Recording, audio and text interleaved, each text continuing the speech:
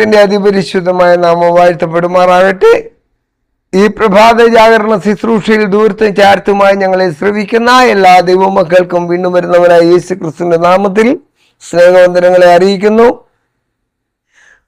ഈ പ്രഭാത ജാഗരണ ശുശ്രൂഷയിൽ ഞങ്ങളെ ദൂരത്തും ചാരത്തുമായി ശ്രവിക്കുന്ന എല്ലാ ദൈവമക്കളെയും ദൈവം അനുഗ്രഹിക്കുമാറാകട്ടെ.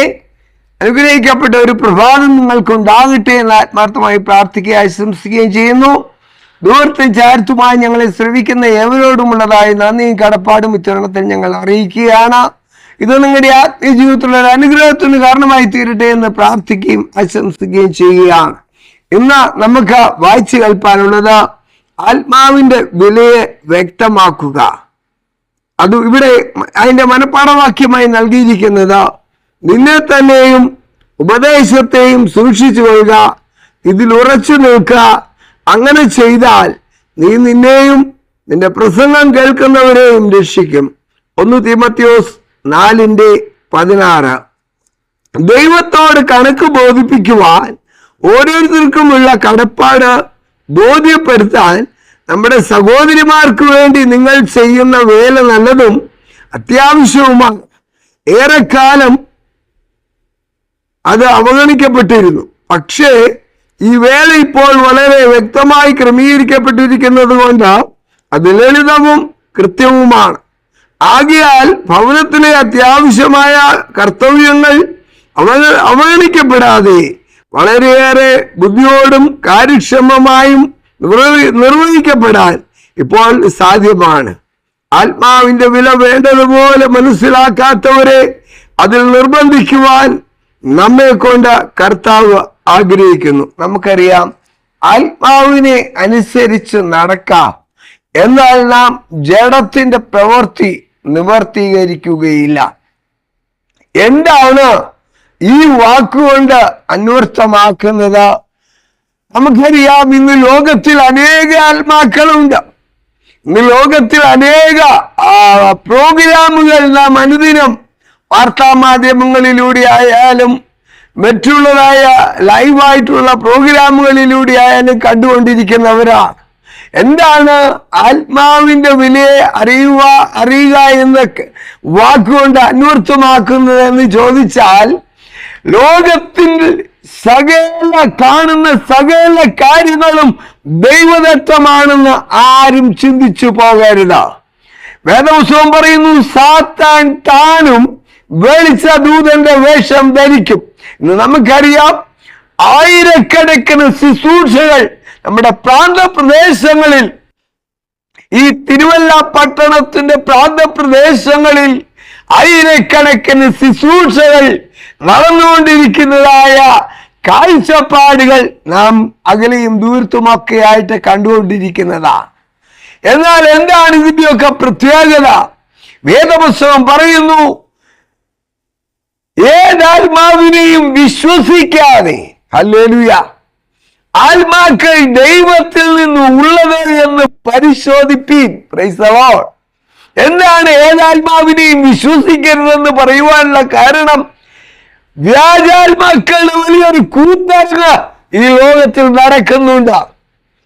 അനവധിയായ ശുശ്രൂഷകളുടെ വേളകളിൽ നടക്കുന്ന വൈരുദ്ധ്യപരമായ വസ്തുതകൾ നാം കണ്ടുകൊണ്ടിരിക്കുന്നവരാണ്.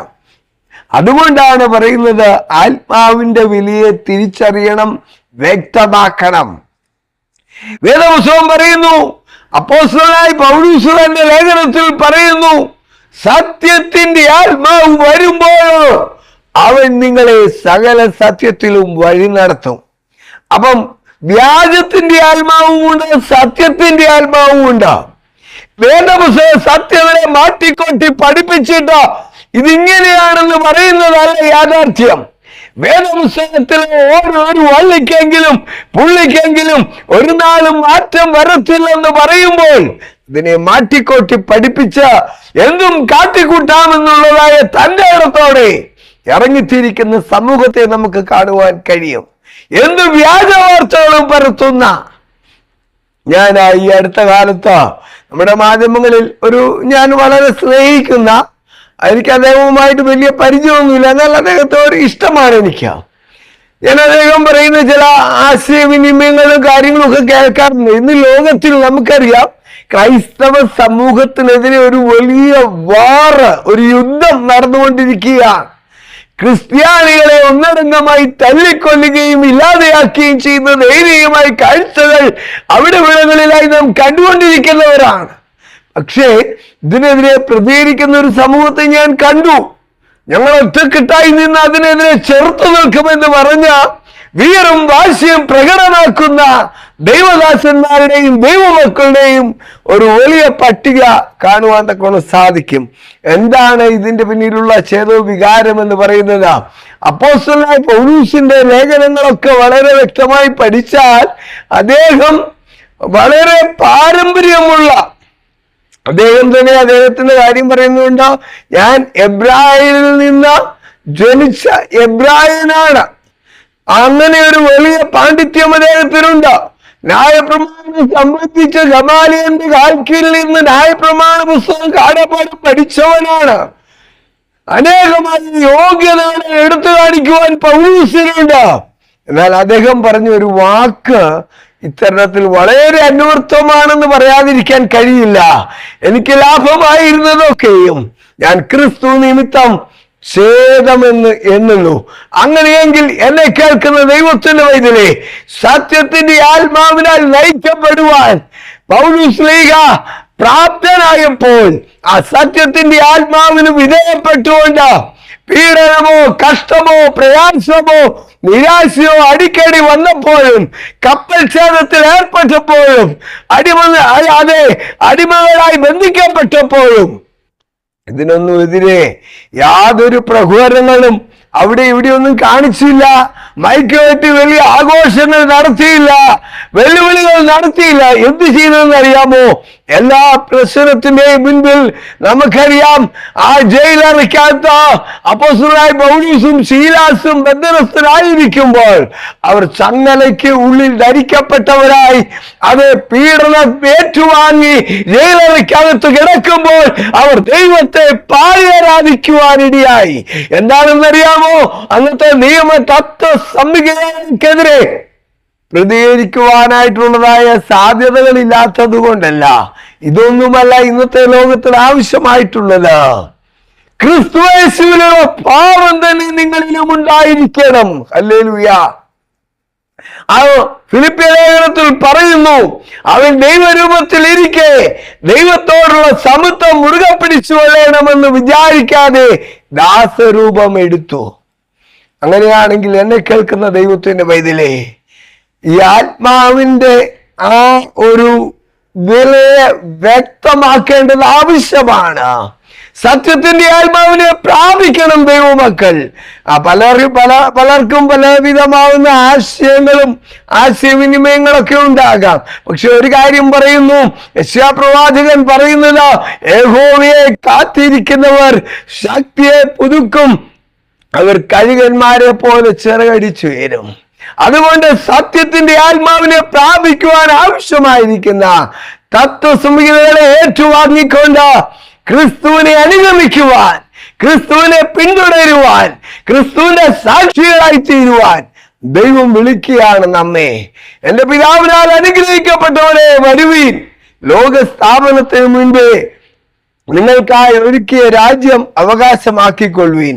അങ്ങനെയെങ്കിൽ ഏതാണ് സത്യത്തിന്റെ ആത്മാവ്, എങ്ങനെയാണ് സത്യത്തിന്റെ ആത്മാവിനെ പ്രാപിക്കാൻ കഴിയുന്നത് എന്നുള്ള കാര്യം ചിന്തിക്കേണ്ടിയിരിക്കുന്നു. കാരണം ഇന്നത്തെ ലോകം പറയുന്നു, അതെ, ക്രൂശിന്മേൽ വെച്ച് ശത്രുത്വം ഇല്ലാതെയാക്കി, ഇരുപക്ഷത്തെ ഒന്നാക്കി, കൽപ്പനകളും ചട്ടങ്ങളും എന്ന ന്യായപ്രമാണം നീക്കിക്കളഞ്ഞു. അതുകൊണ്ട് യഹൂദന്റെ പ്രമാണമാണ്, യഹൂദനെ തള്ളിക്കളഞ്ഞിരിക്കുകയാണ് എന്ന് പറഞ്ഞ ന്യായപ്രമാണത്തിന്റെ സാരസന്നതികളെ പുറകോട്ട് എറിഞ്ഞു കളഞ്ഞിട്ട് ക്രിസ്തു എന്ന നിർദോഷവും നിഷ്കളങ്കവുമായ കുഞ്ഞാടിന്റെ രക്തത്താൽ വീണ്ടെടുപ്പ് പ്രാപിച്ച ദൈവമക്കൾ എന്ന വിലയെ അവഗണിച്ചു കളയുന്ന നിലയിലേക്ക് കാര്യങ്ങൾ വന്നെത്തിയിരിക്കുകയാണ്. ഈ സത്യത്തിന്റെ ആത്മാവ് വരുമ്പോൾ ഒരു പ്രത്യേകതയുണ്ട്. തീർച്ചയായിട്ടും അവൻ നമ്മെ സകല സത്യത്തിലും വഴി നടത്തും. അവൻ വന്ന് പാപത്തെക്കുറിച്ചും നീതിയെക്കുറിച്ചും ന്യായവിധിയെക്കുറിച്ചും ലോകത്തിന് ബോധം വരുത്തും. അതുകൊണ്ട് ലോകത്തിൽ മറ്റുള്ളവരെ കാട്ടിക്കൊണ്ടുന്നതായ വൈതരണികൾ കാണുമ്പോൾ നിരാശപ്പെടുകയല്ല ചെയ്യേണ്ടത്. യഥാർത്ഥ ആത്മാവിന്റെ ചൈതന്യം എന്ന് പറയുന്നത് വെളിപാടുകാരനായ അപ്പോസ്തലനായ യോഹന്നാൻ പറയുന്നു, നിങ്ങൾ സ്നേഹിക്കുന്നുവെങ്കിൽ എന്റെ കൽപ്പനകളെ കാത്തുകൊള്ളും. ഹല്ലേലൂയ. ആ കൽപ്പന അനുസരിക്കാതെ ഇതൊന്നും വേണ്ട എന്ന് പറഞ്ഞ് ചവിട്ടി എറിഞ്ഞിട്ട് ഞങ്ങൾ പരലോകത്ത് പോകുമെന്ന് പറഞ്ഞാൽ അസാധ്യമായ കാര്യമാണ്. ഒരുപക്ഷെ ഈ ശബ്ദപരിധിയിൽ ആരെങ്കിലും എന്നെ കേൾക്കുമ്പോൾ നിങ്ങൾക്ക് തോന്നുകയാണ് ഇവരെന്തോ വിവരക്കേടാ വിളിച്ചു പറയുന്നതെന്ന്. ഒരു കാര്യം പറയാം, നിങ്ങൾ തിരുവെഴുത്തുകളെ ശോധന ചെയ്യുന്നു, അവയിൽ നിങ്ങൾക്ക് നിത്യജീവനുണ്ട് എന്ന് പറയുന്നു. എങ്കിലും ജീവൻ പ്രാപിക്കേണ്ടതിന് എന്റെ അടുക്കൽ വരുവാൻ അവർക്ക് മനസ്സില്ല. ആയതുകൊണ്ട് വേദപുസ്തകം ശരിയായ നിലയിൽ ഒരു വിചിന്തനം ചെയ്യുവാൻ, നിർമ്മാണമായൊരു പഠനം നടത്തുവാൻ, നീതിയെ അഭ്യാസം പ്രാപിച്ചെടുക്കുവാൻ അത് വേദപുസ്തകം നമ്മെ വിളിക്കുന്നതായി കാണുവാൻ കഴിയും. അങ്ങനെയെങ്കിൽ എന്നെ കേൾക്കുന്ന ദൈവത്തിന്റെ വൈദ്യലേ, സത്യത്തിന്റെ ആത്മാവ് വരുമ്പോൾ അവൻ നിങ്ങളെ സകല സത്യത്തിലും വഴി നടത്തും. അവൻ വന്ന പാപത്തെക്കുറിച്ചും നീതിയെക്കുറിച്ചും ന്യായവിധിയെക്കുറിച്ചും ലോകത്തിന് ബോധം വരുത്തും. ആയതുകൊണ്ട് യഥാർത്ഥ ആത്മാവിന്റെ ചൈതന്യം എന്താണെന്ന് കണ്ടെത്തുവാൻ ദൈവം നമ്മെ വിളിക്കുകയാണ്. ദൈവത്തിന്റെ ഇമ്പസ്വരം കേൾക്കുവാൻ, നിങ്ങളുടെ കർണപൂടങ്ങളെ ദൈവത്തിന് സമർപ്പിച്ചുകൊണ്ട് കാത്തിരിക്കുവാൻ ആവശ്യമായി തീരുന്ന എല്ലാ നല്ല സാരസംഗതികളും ഉൾക്കൊള്ളുവാൻ ദൈവം നമ്മെ വിളിക്കുകയാണ്. ഇവിടെ പറയുന്നു, ദൈവത്തെ ചെറിയ കാര്യങ്ങളിൽ സേവിക്കുന്നവരാണ് ആനന്ദത്തോടെ ചെറിയ ചെറിയ കാര്യങ്ങൾ ചെയ്തുകൊണ്ട് ഏറ്റവും വിജയികളാകുന്നത്. ഓരോ മനുഷ്യാത്മാവും അവരവരുടെ നൂൽ കൊണ്ട് നെയ്ത് ചേർക്കുകയും ആ നെയ്ത്ത് രൂപത്തെ പൂർത്തീകരിക്കുകയും വേണം. ഇവിടെ the review of and Herald എന്ന പുസ്തകത്തില് മെയ് 19, 1899 ഇതിനെക്കുറിച്ചുള്ള ആധികാരികമായ കാര്യങ്ങളൊക്കെ അത് ചൂടെ ചേർക്കുന്നതായി കാണുവാൻ കൊണ്ട് സാധിക്കും. അങ്ങനെയെങ്കിൽ ഏതാത്മാവിനെയും വിശ്വസിക്കാതെ ആത്മാക്കൾ ദൈവത്തിൽ നിന്നുള്ളതോ എന്ന് പരിശോധിപ്പീൻ. ചാടുന്നതും ഓടുന്നതും മറിഞ്ഞു വീഴുന്നതും തലകുത്തുന്നതുമല്ല ദൈവത്തിന്റെ ആത്മാവ്.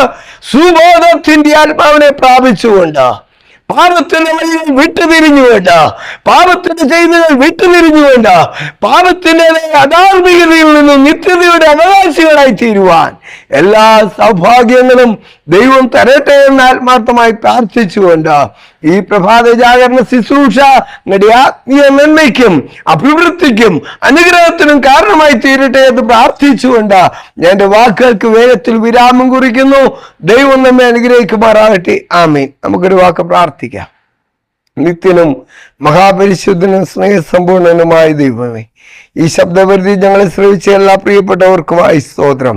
ഈ പ്രഭാത ജാഗരണ ശുശ്രൂഷ അനേകരുടെ അനുഗ്രഹത്തിന് കാരണമാക്കി തീർക്കണം. കേൾപ്പിക്കപ്പെട്ട നല്ല വചനത്തിനായി സ്തോത്രം. അടിയനെ അവിടുത്തെ കരങ്ങളിൽ വഹിച്ചുകൊണ്ട് സ്തുതിക്കുന്നു. ഏറിയ നമ്മൾ പ്രായത്തെ സഹായിക്കണമേ. യേശു ക്രിസ്തുവിന്റെ വലിയേറിയ നാമത്തിൽ ഏറ്റവും താഴ്മേടുകൾ അപേക്ഷിക്കുമ്പോൾ കരുണയുള്ള ദൈവമേ, കൃപയുടെ യാചനകൾക്ക് മാറാകണമേ. ആമേൻ. ഈ പ്രഭാത ജാഗരണ ശുശ്രൂഷ കേട്ട എല്ലാ പ്രിയപ്പെട്ടവരെയും ഈ പ്രഭാതത്തിൽ ദൈവം അനുഗ്രഹിക്കട്ടെ, ആശീർവദിക്കട്ടെ. നിങ്ങൾക്കൊരു ആത്മീയ അഭിവൃദ്ധി വരുവാൻ ദൈവം ഇടയാകട്ടെ. ഈ പ്രഭാതം അനുഗ്രഹത്തിന്റെ ഒരു പ്രഭാതമായി തീരുവാൻ ആശംസിച്ചുകൊണ്ട് എൻ്റെ വാക്കുകൾ നിർത്തുന്നു. ദൈവം നമ്മെ അനുഗ്രഹിക്കുമാറാകട്ടെ. ആമീൻ. ആമീൻ.